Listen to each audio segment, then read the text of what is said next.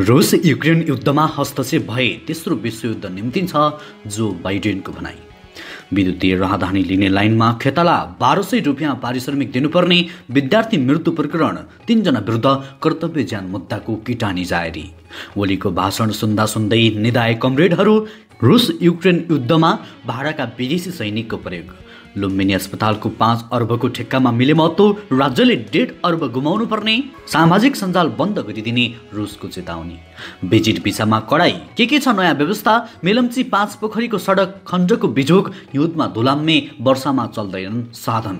निर्वाचन आयोगले तोक्यो सीमा। चुनावमा गाउँ कार्यपालिका सदस्यले 25,000 भन्दा बढी खर्च गर्न नपाउने। सञ्चालकलाई 3 वर्षसम्म कैद। 7 अर्ब 43 करोड माग दाबी गर्दै कोकाकोला विरुद्ध मुद्दा दायर। सिसडोलमा फेरि फोहोर विवाद। स्थानीयले गरे अवरोध। निर्मला कुर्मी प्रकरणका 4 रहस्य अनुसन्धान गर्न सिआइबीको टोली पुग्यो नेपालगञ्ज।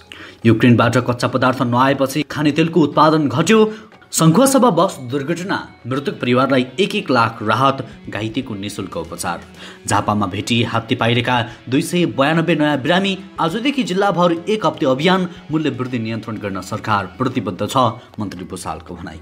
हवाई पूर्वाधार करको फड्को। सञ्चालनको तयारीमा गौतम बुद्ध अन्तर्राष्ट्रिय विमानस्थल। राजधानी किभ नजिकै पुग्यो रुसी सेना। हरेक 30 मिनेटमा गोलाबारी, मेहेरको अपहरण लगायतका आज दिनभरका केही महत्त्वपूर्ण र चर्चामा रहेका समाचारहरू आजको यस भिडियोमा। दर्शकवृन्द नमस्कार। युट्युब च्यानल इन्फो खबरको समाचार बुलेटिनमा तपाईँलाई हार्दिक स्वागत छ। आज पनि केही चर्चामा रहेका महत्त्वपूर्ण समाचारको साथमा म सन्तोष कठायत उपस्थित भइसकेको छु। पुरा समाचार अत्यन्तै धेरै महत्त्वपूर्ण भएकाले अन्तिमसम्म हेरी समाचारलाई लाइक गर्न, कमेन्ट गर्न, त्यसैगरी साथीभाइमा सेयर गर्न नबिर्सिनुहोला। साथै हाम्रो समाचारलाई कुन ठाउँ, कुन जिल्ला र कुन देशबाट यति बेला प्रत्यक्ष रूपमा हेर्दै हुनुहुन्छ कमेन्ट बक्समा जानकारी गराउनुहोला। समाचारको सुरुमा तेस्रो विश्वयुद्धको प्रसङ्ग। अमेरिकी राष्ट्रपति जो बाइडेनले अहिले रुस र युक्रेन बीच जारी युद्धमा कुनै पनि किसिमको हस्तक्षेपले तेस्रो विश्वयुद्ध निम्ति नै जोखिम रहेको बताएका छन्। उनले यस किसिमको अवस्था आउन नदिन सबैलाई आग्रह समेत गरेका छन्। शुक्रबार बाइडेनले रुसलाई युक्रेनमा रासायनिक हतियारको प्रयोग गरी त्यसको परिणाम भयानक हुने पनि चेतावनी दिएका छन्। यद्यपि बाइडेनले रुस युद्धमा भने सामेल नहुने स्पष्ट पारे। हामी युक्रेनमा रुससँग युद्ध गर्दैनौँ। नेटो र रुसको प्रत्यक्ष द्वन्द्वले तेस्रो विश्वयुद्ध निम्ताउँछ, जसलाई हामीले रोक्नुपर्छ, बाइडेनले भने। युक्रेनले अमेरिका तथा पश्चिमा मुलुकसँग नो फ्लाइ जोन घोषणा गर्न माग गर्दै आएको छ। यद्यपि अमेरिकाले भने युक्रेनको माग अस्वीकार गर्दै आएको छ। युक्रेनको छिमेकी मुलुक पोल्यान्डले युक्रेनलाई लडाकु विमान सहयोग गर्न तयार रहेको पनि बताएका छन्। अमेरिकाले उक्त प्रस्ताव अस्वीकार गरिसकेको छ। यो प्रस्तावलाई मान्ने हो भने अर्थ लगाएर पनि तेस्रो विश्वयुद्ध हुने बाइडेनले बताएका छन्। त्यसैगरी अब अर्को समाचार। विद्युतीय राहदानी लिनका लागि आम नागरिकले खेताला लगाएर अरूलाई लाइनमा राख्ने गरेको पाइएको छ। राहदानी विभागमा राति 2 बजेदेखि नै लाइनमा लागेमा मात्र आफ्नो पालो छिटो आउने भन्दै मानिसहरूले पैसा तिरेर अन्य व्यक्तिलाई खेताला स्वरूप लाइनमा लाग्ने गरेको पाइएको हो। अनलाइन फारम भरेपछि पाइएको मितिमा आएर विद्युतीय राहदानीका लागि इनलोटमेन्टमा बस्नुपर्ने हुन्छ। यसबीचमा अनलाइन फारम भरेकाहरूले आवश्यक शुल्क बुझाउने र अनलाइनमा बुझाएको कागजपत्रको सक्कली कागजपत्र रुजु गराउनु पर्ने हुन्छ। यी दुई काम छिटो गर्नकै लागि रातिदेखि नै लाइन बस्न खेताला नै लाग्ने गरेका हुन्। शुक्रबार विभाग परिसरमा आइपुगेका एक युवकले त्यही भेटेका खुद्रा व्यापारीसँग सोधे, अब कहिले आउँ? खुद्रा व्यापारी युवतीले उनको राजस्व तिर्ने भाउचर भर्दै भनिन्, तपाईँ अब सोमबार दिउँसो आउनुहोस्, म 1 जना मानिसलाई पैसा तिर्ने लाइनमा राखिदिन्छु, त्यसको 1,200 रुपियाँ लाग्छ, उनले भनेकी थिइन्। त्यसैगरी अब अर्को समाचार। मर्साङ्गी नदीमा पौडी खेल्ने क्रममा विद्यार्थीको मृत्यु भएको विषयलाई लिएर पीडित परिवारले 3 जना विरुद्ध कर्तव्य ज्यान मुद्दाको किटानी जारी दिएका छन्। तनहुँको भानु नगरपालिका 9-22 जागरका पीडित परिवारले लमजुङको सुन्दर बजार नगरपालिका 9 सिडीबार स्थित फ्युचर स्टार आवासीय माविका सञ्चालक बाबुराम पौडेल, शिक्षक सरोज ओलिया र शिक्षक तीर्थ सेडाई विरुद्ध कर्तव्य ज्यान सम्बन्धी मुद्दामा जारी दिएका हुन्। लमजुङका प्रहरी प्रमुख डिएसपी कृष्ण बहादुर कार्कीले पीडित परिवारको माग बमोजिम किटानी जारी लिएर अनुसन्धान अघि बढाएको बताएका छन्। कार्की अनुसार किटानी जारी परेका 3 जनालाई प्रहरीले पक्राउ गरी मुद्दा चलाएको छ।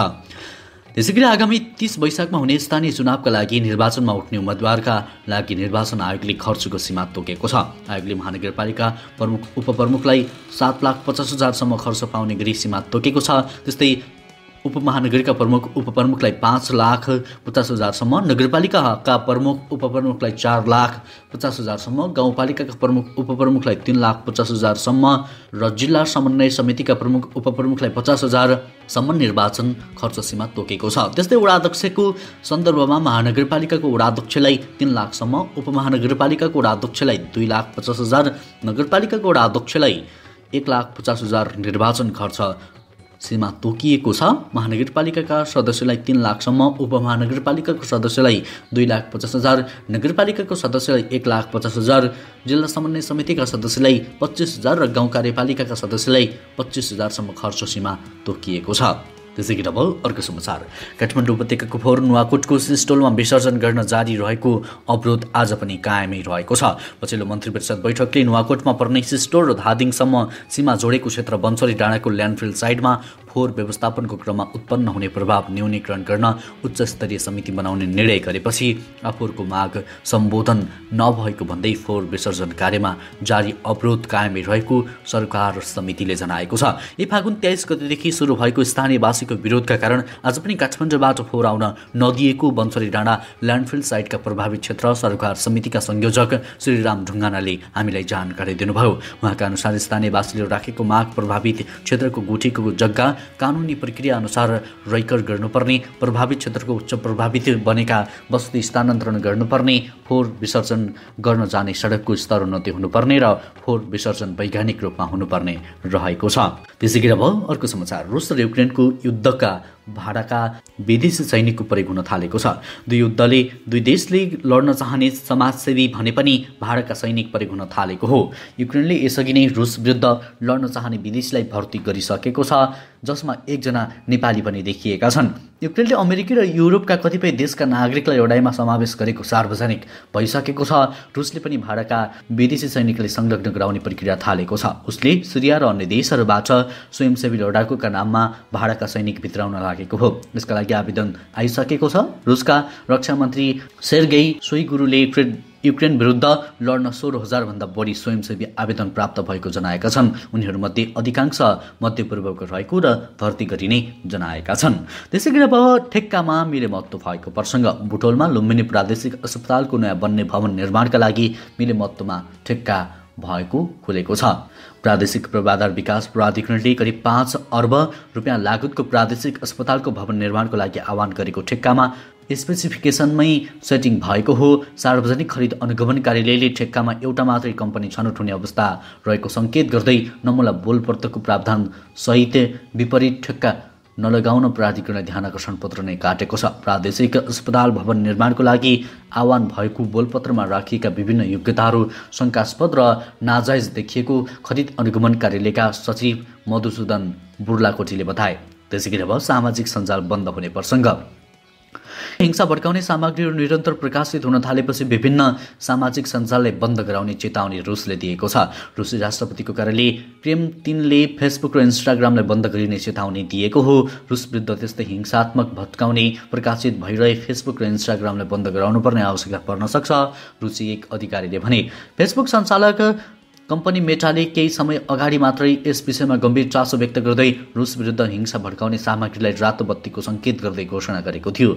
मेटाले रुस विरुद्ध हिंसा भड्काउने सामग्रीहरू प्रकाशित गर्ने प्रयोगकर्ताहरूलाई केही समय फेसबुक प्रयोग गर्न नमिल्ने चेतावनी पनि दिएको छ। त्यसै गरी अब अर्को समाचार। मेलम्ची हुँदै 5 पोखरी छाङपाल गाउँपालिकाको केन्द्र यात्रा गर्ने जोखी बाटोका कारण दिक्क मान्छन्। 5 पोखरी गाउँपालिकाको माथिल्लो बस्तीमा पुग्दा जति आनन्द मिल्छ, सडककै कारण उक्त स्थानमा पुग्न शास्ति पनि खेप्नुपर्छ। बोताङका दुल्लु पाक्सिन टिप्पर चालक हुन्। उनी नियमित रूपमा उक्त सडक खण्ड जोखिम मोलेर यात्रा गर्छन्। बाटोको कारण खर्च बढ्नुका साथै सवारी साधन बिग्रने समस्या हुन्छ उनले बताएका छन्। मेलम्ची बजार पार गरेर खाल्डे खोलासम्मको बाटोमा यात्रा गर्दा 1 ट्रिप सामान लैजाँदा 2 ट्रिपको खर्च निस्कने उनी बताउँछन्। खाल्डाखुल्डीका कारण हरेक साधनको पत्ता जानेदेखि टुटफुट हुँदा व्यवसायी मर्कामा छन्। त्यसै गरी अब अर्को समाचार। दमकतर्फ जाँदै गरेको बाचार ख 735 नम्बरको बस शङ्खुवासभाको मादी नगरपालिका वडा नम्बर 6-7 घुम्ती भन्ने स्थानमा दुर्घटना भएको छ। बस दुर्घटनामा परि मृत्यु भएका व्यक्तिका परिवारलाई प्रदेश सरकारले आर्थिक सहयोग गर्ने भएको छ। प्रदेश नम्बर 1 का आन्तरिक मामिला तथा कानुन मन्त्री केदार कार्कीका अनुसार दुर्घटनामा मृत्यु भएका यात्रुका परिवारलाई 1 लाख रुपियाँ उपलब्ध गराइनेछ। दुर्घटनामा घाइते भएका यात्रुको उपचार खर्च पनि प्रदेश सरकारले नै बिहोर्ने भएको छ।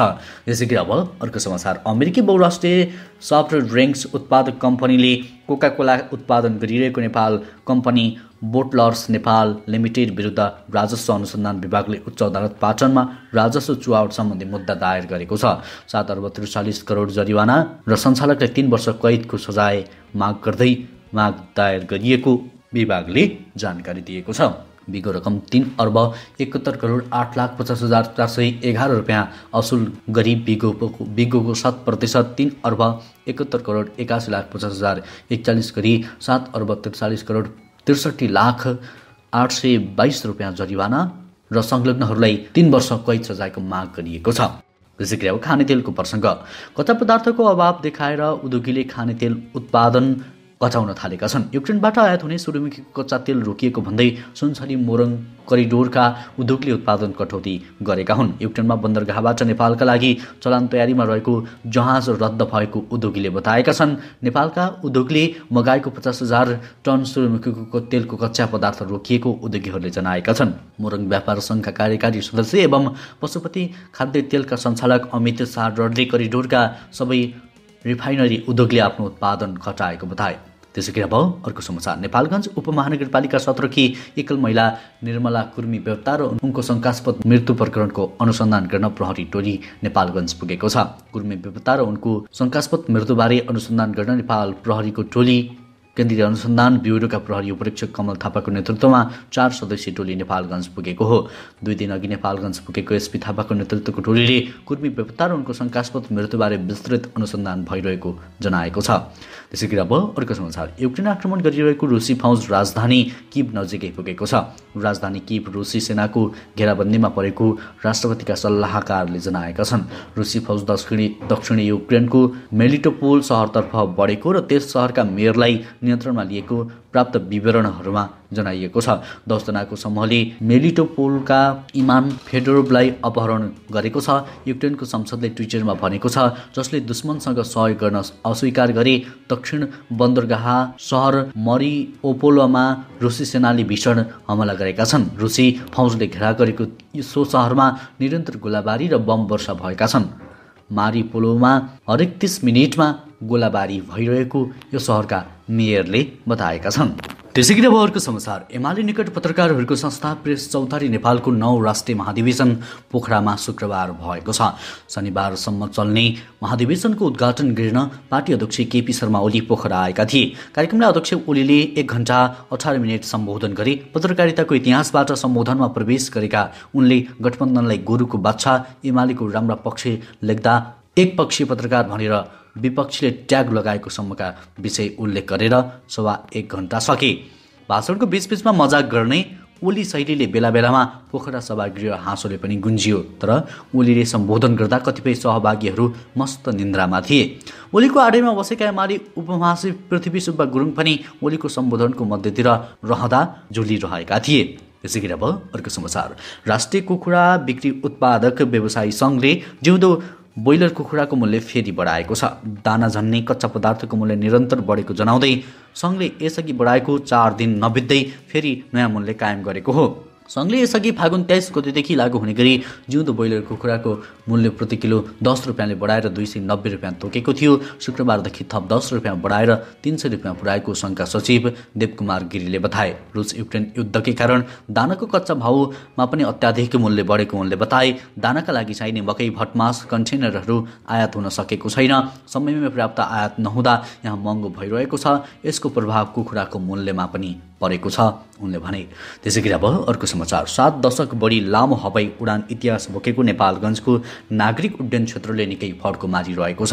विशेष गरी हवाई पूर्वाधारमा निकै प्रगति हासिल भएको छ। देशको एकमात्रै त्रिभुवन अन्तर्राष्ट्रिय विमानस्थल निर्माणको 72 वर्षपछि अब दोस्रो अन्तर्राष्ट्रिय विमानस्थलका रूपमा गौतम बुद्ध अन्तर्राष्ट्रिय विमानस्थल पनि सञ्चालनको तयारीमा छ। राष्ट्रिय गौरवको आयोजनाको रूपमा रहेको भैरहवा मुलुकभित्र दुई अन्तर्राष्ट्रिय विमानस्थल सञ्चालनमा हुनेछन्। आगामी जेठ 2 गतेदेखि व्यावसायिक रूपमा सञ्चालनमा ल्याउने तयारीका साथ यान्त्रिक परीक्षण उडान सम्पन्न यो विमानस्थलमा 2079 वैशाख 1 गते परीक्षण उडान हुँदैछ। जेठ 2 गतेदेखि व्यावसायिक उडान सञ्चालन गरिने नियामक नेपाल नागरिक उड्डयन प्राधिकरणले जनाएको छ। त्यसैगरी अब अर्को समाचार। ऊर्जा, जलस्रोत तथा सिँचाइ मन्त्री पम्फा भूषालले मूल्य वृद्धि नियन्त्रण गर्न सरकार प्रतिबद्ध रहेको बताएकी छन्। शुक्रबार गोदावरी नगरपालिकाको 6औं स्थापना दिवस एवं नवनिर्मित प्रशासनिक भवनलाई उद्घाटन गर्ने कार्यक्रममा मन्त्री भूषालले महँगीले दैनिक भान्सा चलाउन कठिनाई भएको प्रसङ्ग उल्लेख गर्दै यसको नियन्त्रण आवश्यक रहेको बताएकी हुन्। मन्त्री भूषालले गोदावरी नगरपालिकाले गएको 5 वर्ष राम्रोसँग काम गरेको बताइन्।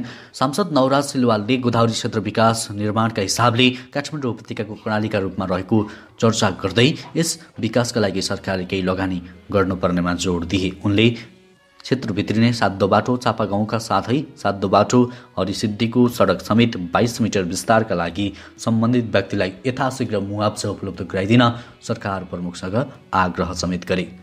त्यसैगरी अब आजको अन्तिम समाचार। गृह मन्त्रालयले भ्रमण भिसा र सोबाट सृजित समस्या समाधानका लागि अध्यापन विभागलाई 18 बुँदे निर्देशन दिएको छ। भ्रमण भिसा र त्यसबाट सृजित समस्या समाधानका उपाय सम्बन्धमा सिफारिस गर्न गठित कार्यदलले गएको 1 हप्ता गृह मन्त्रालयलाई पेश गरेको अध्ययन प्रतिवेदनमा भ्रमण भिसामा जान 10 लाख रुपियाँ आय देखाउनु पर्ने उल्लेख गरेको थियो। तर गृह मन्त्रालयले तत्कालका लागि 5 लाख रुपियाँ देखाए पुग्ने व्यवस्था गरेको छ। हवस् त दर्शकवृन्द, यो समाचार सँगसँगै अहिलेलाई केही चर्चामा रहेका महत्त्वपूर्ण समाचारका शीर्षकहरू यति नै। हरेक दिन बिहानै ताजा र सत्य समाचारको लागि हामीलाई सब्स्क्राइब गर्नुहोला। नमस्कार।